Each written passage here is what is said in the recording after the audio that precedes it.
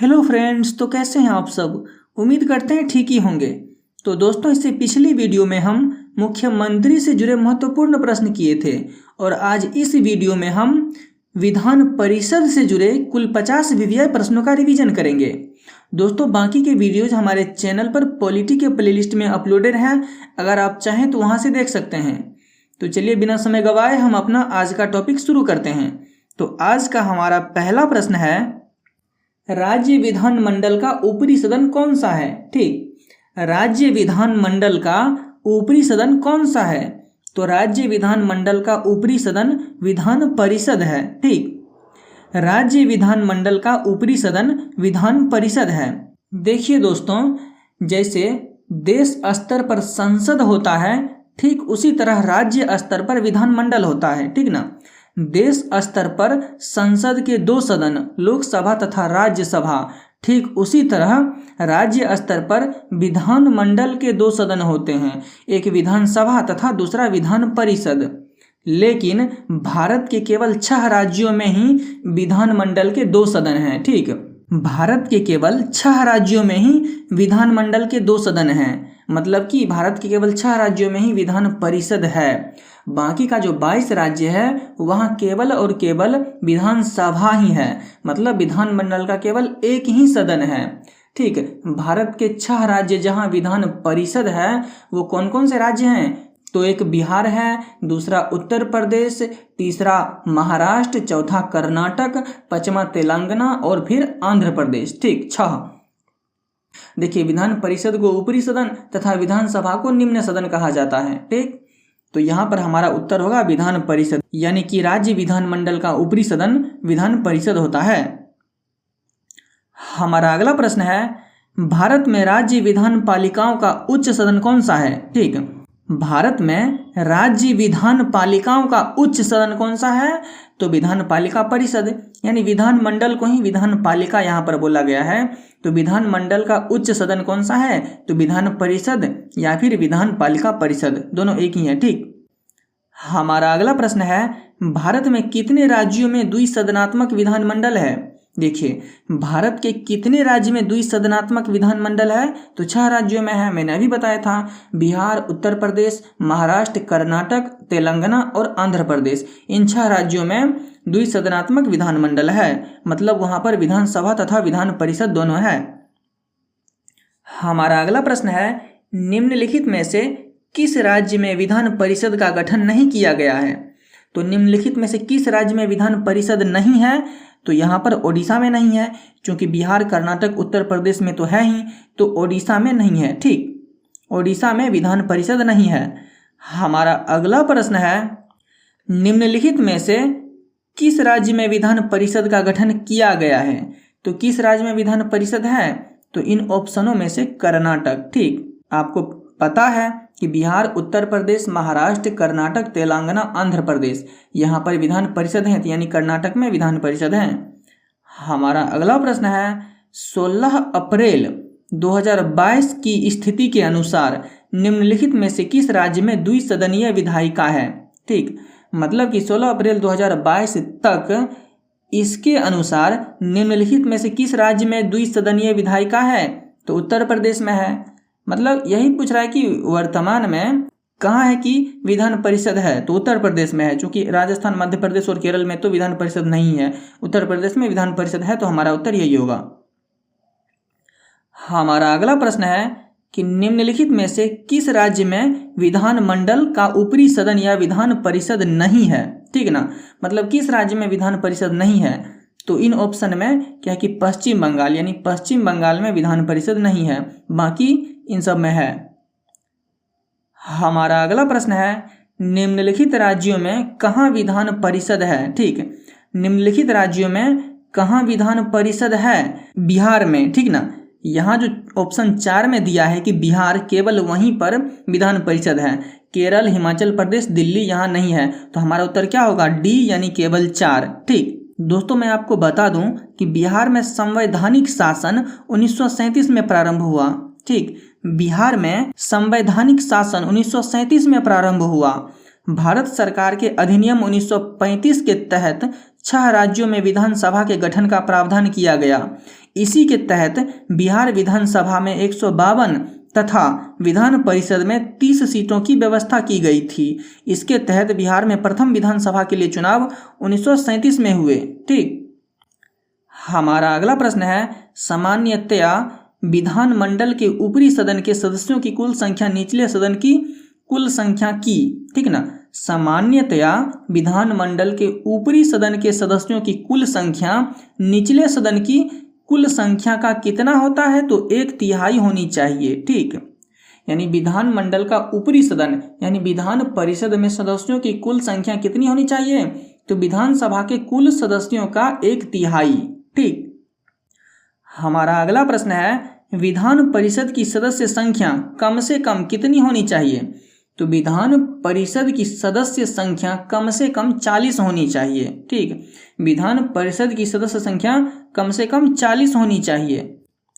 हमारा अगला प्रश्न है, किस राज्य में विधान परिषद की सदस्य संख्या सर्वाधिक है? ठीक, किस राज्य में विधान परिषद की सदस्य संख्या सर्वाधिक है?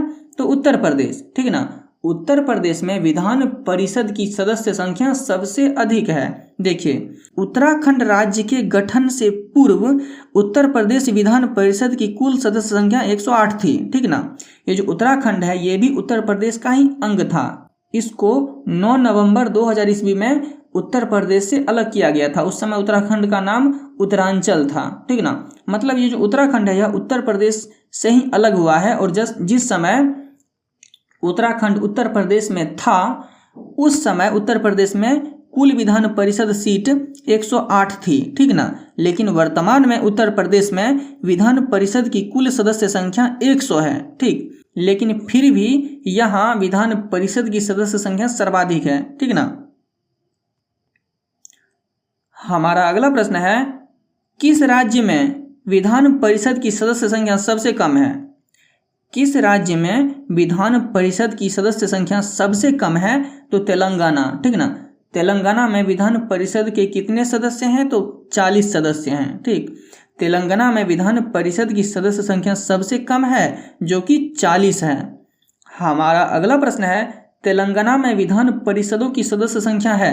तो तेलंगाना में विधान परिषदों की सदस्य संख्या 40 है। हमारा अगला प्रश्न है, बिहार विधान परिषद में सदस्यों की संख्या कितनी है? बिहार विधान परिषद में सदस्यों की संख्या 75 है। ठीक, बिहार विधान परिषद में सदस्यों की संख्या 75 है। हमारा अगला प्रश्न है, सूची 1 को सूची 2 से सुमेलित कीजिए। ठीक, ऊपर में राज्य दिया है और नीचे में विधान परिषद की सदस्य संख्या दिया है, यानी किस राज्य में कितने विधान परिषद सदस्य हैं उसको मिलाना है।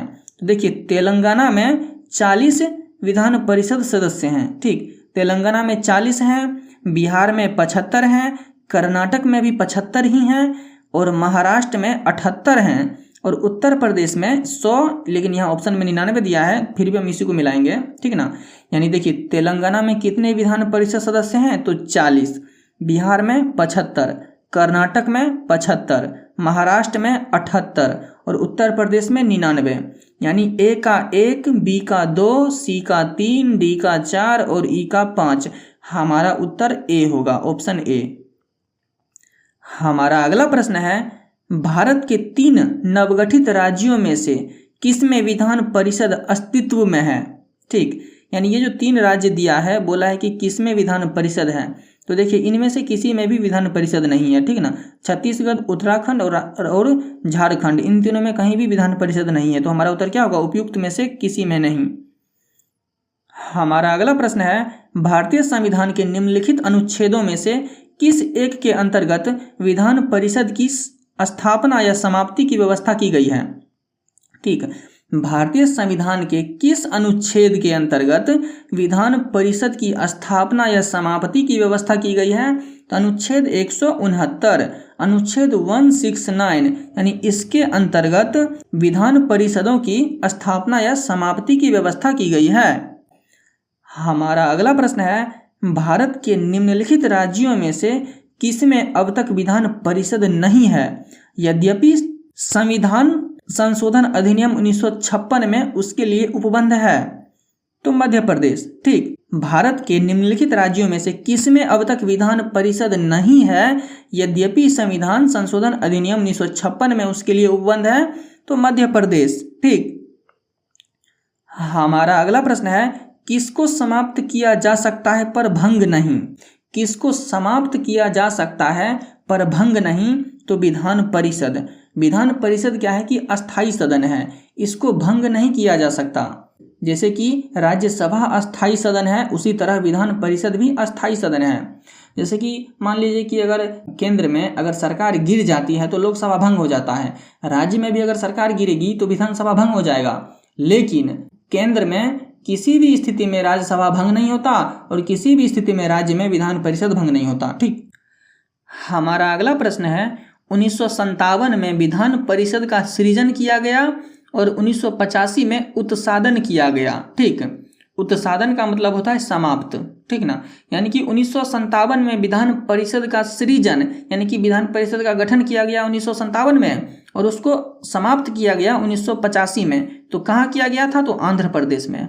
आंध्र प्रदेश में 1957 में विधान परिषद का सृजन किया गया और 1985 में उस विधान परिषद को समाप्त किया गया था तथा 2007 में उसे पुनः जीवन दान दिया। हमारा अगला प्रश्न है, क्या किसी राज्य के विधान परिषद के उत्सादन की प्रक्रिया में परिषद की कोई भूमिका होती है? क्या किसी राज्य के विधान परिषद के उत्सादन यानी कि उसकी समाप्ति की प्रक्रिया में परिषद की कोई भूमिका होती है? तो नहीं। ठीक। किसी राज्य के विधान परिषद के उत्सादन की प्रक्रिया में परिषद की कोई भूमिका नहीं होती है। हमारा अगला प्रश्न है, क्या किसी राज्य में विधान परिषद के सृजन अथवा उत्सादन के लिए संवैधानिक संशोधन की आवश्यकता होती है? तो नहीं। ठीक। राज्य में विधान परिषद के सृजन अथवा उत्सादन के लिए संवैधानिक संशोधन की आवश्यकता नहीं होती है। हमारा अगला प्रश्न है, किसी राज्य में विधान परिषद के सृजन अथवा उत्सादन हेतु उस राज्य की विधानसभा एक संकल्प पारित करती है जिसके अनुसार संसद अधिनियम बनाती है। विधानसभा यह संकल्प किस प्रकार पारित करती है? ठीक ना, किसी राज्य में विधान परिषद के सृजन अथवा उत्सादन हेतु उस राज्य की विधानसभा एक संकल्प पारित करती है जिसके अनुसार संसद अधिनियम बनाती है। ठीक। तो विधानसभा में यह संकल्प किस प्रकार पारित करती है? तो कुल सदस्य संख्या के बहुमत द्वारा तथा उपस्थित एवं मतदान करने वाले सदस्यों के 2/3 बहुमत द्वारा। ठीक ना, कुल सदस्य संख्या के बहुमत द्वारा तथा उपस्थित एवं मतदान करने वाले सदस्यों के 2/3 बहुमत द्वारा। हमारा अगला प्रश्न है, विधान परिषद के सदस्य कितने वर्ष के लिए निर्वाचित होते हैं? तो विधान परिषद के सदस्य 6 वर्षों के लिए निर्वाचित होते हैं। ठीक। विधान परिषद के सदस्य 6 वर्षों के लिए निर्वाचित होते हैं। देखिए, भारतीय संविधान में विधान परिषद के गठन का प्रावधान अनुच्छेद 169 में है। यह एक अस्थाई सदन होता है। विधान परिषद का सदस्य बनने के लिए न्यूनतम आयु सीमा 30 वर्ष है तथा प्रत्येक सदस्य का कार्यकाल 6 वर्ष का होता है, किंतु प्रति दूसरे वर्ष 1/3 सदस्य अवकाश ग्रहण करते हैं, यानी कि प्रत्येक दूसरे वर्ष 1/3 सदस्य रिटायर होते हैं विधान परिषद से। ठीक। और उसके स्थान पर नवीन सदस्य निर्वाचित होते हैं, यानी कि प्रत्येक दूसरे वर्ष जितने सदस्य रिटायर होते हैं उनके स्थान पर नए सदस्य आते हैं। इनके सदस्यों का निर्वाचन अनुपातिक प्रतिनिधित्व की एकल संक्रमणीय मत पद्धति द्वारा होता है। तो विधान परिषद के सदस्यों का निर्वाचन कैसे होता है? तो अनुपातिक प्रतिनिधित्व की एकल संक्रमणीय मत पद्धति द्वारा। हमारा अगला प्रश्न है, विधान परिषद का सदस्य होने के लिए कम से कम कितनी आयु सीमा होनी चाहिए? तो विधान परिषद का सदस्य होने के लिए कम से कम 30 वर्ष आयु होनी चाहिए। हमारा अगला प्रश्न है, विधान परिषद के कितने सदस्य प्रत्येक दूसरे वर्ष अवकाश ग्रहण करते हैं? तो 1/3 सदस्य। विधान परिषद के 1/3 सदस्य प्रत्येक दूसरे वर्ष अवकाश ग्रहण करते हैं। हमारा अगला प्रश्न है, विधान परिषद की गण पूर्ति कुल सदस्य संख्या का कितना भाग होता है? देखिए, विधान परिषद की गण पूर्ति कुल सदस्य संख्या का 1/10 भाग होता है। गण पूर्ति या फिर कोरम क्या होता है? तो यह किसी सभा के संदर्भ में यह नियम है कि उसकी अधिकृत कार्यवाही प्रारंभ करने या जारी रखने के लिए कितने सदस्यों की उपस्थिति आवश्यक होगी। मतलब विधान परिषद का जो सेशन चालू होगा तो कब चालू होगा, यदि विधान परिषद के कुल सदस्य संख्या का 1/10 सदस्य अगर उपस्थित है तभी चालू होगा, नहीं तो नहीं होगा। वही बात है, ठीक। हमारा अगला प्रश्न है, विधान परिषद के बैठक की अंतिम तिथि तथा दूसरी बैठक की प्रथम तिथि के बीच कितने समय से अधिक का अंतर नहीं होना चाहिए। ठीक, विधान परिषद के बैठक की अंतिम तिथि तथा दूसरी बैठक की प्रथम तिथि के बीच कितने समय से अधिक का अंतर नहीं होना चाहिए, तो 6 माह का। ठीक, विधानसभा की बैठक वर्ष में कम से कम 2 बार अवश्य होना चाहिए एवं इन बैठकों के मध्य का अंतर 6 माह से अधिक नहीं होना चाहिए। हमारा अगला प्रश्न है, विधान परिषद की एक वर्ष में कम से कम कितनी बैठकें होना अनिवार्य है। विधान परिषद की एक वर्ष में कम से कम 2 बैठक होना अनिवार्य है। हमारा अगला प्रश्न है, किसी राज्य में विधान परिषद की संरचना अथवा विघटन किया जा सकता है। किसी राज्य में विधान परिषद की संरचना अथवा विघटन किया जा सकता है संसद द्वारा राज्यपाल की अनुशंसा पर। संसद द्वारा राज्यपाल की अनुशंसा पर। हमारा अगला प्रश्न है, किसी राज्य में विधान परिषद का सृजन अथवा समाप्ति की जा सकती है। तो किसी राज्य में विधान परिषद का सृजन अथवा समाप्ति की जा सकती है तो राज्य विधानसभा की तत्संबंधी संकल्प को पारित करने पर संसद द्वारा। राज्य विधानसभा की तत्संबंधी संकल्प को पारित करने पर संसद द्वारा। हमारा अगला प्रश्न है, राज्य विधान परिषद के निर्वाचन क्षेत्रों का परिसीमन किसके द्वारा किया जाता है। परिसीमन का अर्थ होता है सीमा निर्धारण। ठीक, राज्य विधान परिषद के निर्वाचन क्षेत्रों का सीमा निर्धारण किसके द्वारा किया जाता है, तो परिसीमन आयोग के द्वारा। ठीक ना, परिसीमन आयोग के द्वारा राज्य विधान परिषद के निर्वाचन क्षेत्रों का परिसीमन किया जाता है। हमारा अगला प्रश्न है, राज्य के विधान परिषद के कितने सदस्य विधानसभा द्वारा चुने जाते हैं। राज्य के विधान परिषद के कितने सदस्य विधानसभा द्वारा चुने जाते हैं, तो 1/3 सदस्य। ठीक, राज्य विधान परिषद के 1/3 सदस्य विधानसभा द्वारा चुने जाते हैं। हमारा अगला प्रश्न है, भारत में राज्य विधान परिषद के सदस्यों का कितना हिस्सा स्थानीय निकायों द्वारा चुना जाता है। ठीक, भारत में राज्य विधान परिषद के सदस्यों का कितना हिस्सा स्थानीय निकायों द्वारा चुना जाता है, तो 1/3 हिस्सा। 1/3 हिस्सा स्थानीय निकायों द्वारा चुना जाता है। हमारा अगला प्रश्न है, विधान परिषद के कितने सदस्य राज्य के राज्यपाल द्वारा मनोनीत किए जाते हैं। विधान परिषद के कितने सदस्य राज्यपाल द्वारा मनोनीत किए जाते हैं, तो 1/6 सदस्य। यानी कि विधान परिषद में कुल जितने भी सदस्य होते हैं उसका 1/6 सदस्य राज्यपाल द्वारा मनोनीत किए जाते हैं। हमारा अगला प्रश्न है, राज्यपाल अधिक से अधिक कितने सदस्यों को विधान परिषद में मनोनीत कर सकता है। देखिए, राज्यपाल अधिक से अधिक कितने सदस्यों को विधान परिषद में मनोनीत कर सकता है, तो कोई निश्चित संख्या नहीं है। ठीक, कोई संख्या निश्चित नहीं की गई है, लेकिन विधान परिषद में कुल जितने सदस्य होंगे उसका 1/6 भाग राज्यपाल द्वारा मनोनीत किए जाते हैं। ठीक, हमारा अगला प्रश्न है, विधान परिषद की कुल सदस्य संख्या का कितना हिस्सा राज्य के विश्वविद्यालयों के स्नातकों द्वारा चुना जाता है। विधान परिषद की कुल सदस्य संख्या का कितना हिस्सा राज्य के विश्वविद्यालयों के स्नातकों द्वारा चुना जाता है, तो 1/12। ठीक, हमारा अगला प्रश्न है, विधान परिषद की कुल सदस्य संख्या का कितना भाग माध्यमिक स्कूलों, कॉलेजों और विश्वविद्यालयों के शिक्षकों द्वारा निर्वाचित होता है, तो 1/12 भाग। विधान परिषद की कुल सदस्य संख्या का 1/12 भाग माध्यमिक स्कूलों, कॉलेजों और विश्वविद्यालय के शिक्षकों द्वारा निर्वाचित होता है। हमारा अगला प्रश्न है, उत्तर प्रदेश विधान परिषद में राज्यपाल कितने सदस्यों को मनोनीत कर सकता है, तो उत्तर प्रदेश विधान परिषद में राज्यपाल 10 सदस्यों को मनोनीत कर सकता है। हमारा अगला प्रश्न है, यदि किसी राज्य विधान परिषद का सभापति अपने पद से त्यागपत्र देना चाहे तो वह अपना त्यागपत्र किसको देगा। यदि किसी राज्य विधान परिषद का सभापति अपने पद से त्यागपत्र देना चाहे तो वह अपना त्यागपत्र किसको देगा? तो विधान परिषद के उपसभापति को, ठीक ना। विधान परिषद का सभापति विधान परिषद के उपसभापति को अपना त्यागपत्र देगा।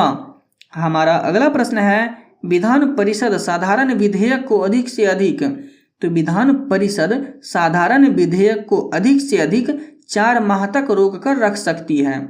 विधान परिषद साधारण विधेयक को अधिक से अधिक 4 माह तक रोक कर रख सकती है। हमारा अगला प्रश्न है, यदि 14 दिन के अंदर विधान परिषद वित्त विधेयक को नहीं लौटाती है तब, यदि 14 दिन के अंदर विधान परिषद वित्त विधेयक को नहीं लौटाती है तब तो वह दोनों सदनों द्वारा पारित माना जाएगा, ठीक ना। यदि 14 दिन के अंदर विधान परिषद वित्त विधेयक को नहीं लौटाती है तब वह दोनों सदनों द्वारा पारित माना जाएगा। हमारा अगला प्रश्न है, किसी साधारण विधेयक को विधान परिषद अधिक से अधिक कितने दिन तक रोक कर रख सकता है? तो साधारण विधेयक को विधान परिषद कितने दिन तक रोक कर रख सकता है? 4 महीना। हमारा अगला प्रश्न है, निम्नलिखित में से कौन सा कथन सही नहीं है?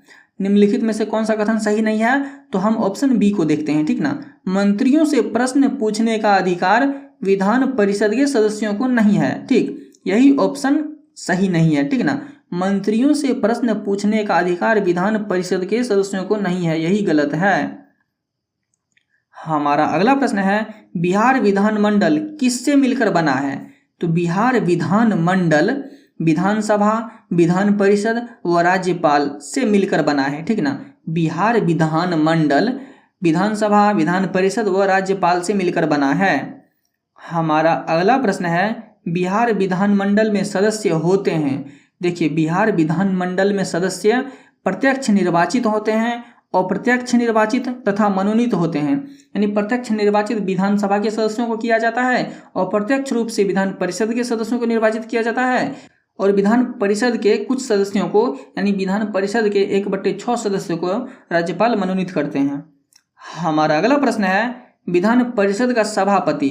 तो विधान परिषद का सभापति विधान परिषद के सदस्यों द्वारा अपने बीच से चुना जाता है, ठीक। विधान परिषद का सभापति विधान परिषद के सदस्यों द्वारा अपने बीच से चुना जाता है। हमारा अगला प्रश्न है, वह राज्य जहां विधान परिषद नहीं है, वह राज्य जहां विधान परिषद नहीं है तो तमिलनाडु। तमिलनाडु में विधान परिषद नहीं है, बाकी उत्तर प्रदेश, महाराष्ट्र, कर्नाटक में है। हमारा अगला प्रश्न है, निम्नलिखित में से किस राज्य में द्विसदनात्मक विधायिका नहीं है? कहने का मतलब वही कि विधान परिषद नहीं है। तो कहाँ नहीं है? तो मध्य प्रदेश में नहीं है, बाकी उत्तर प्रदेश, बिहार, कर्नाटक में तो है ही। तो दोस्तों, यहीं पर हमारा यह वीडियो खत्म हुआ। अगर आपको यह वीडियो अच्छा लगा तो कृपया चैनल को लाइक, शेयर एंड सब्सक्राइब करें। Thank you.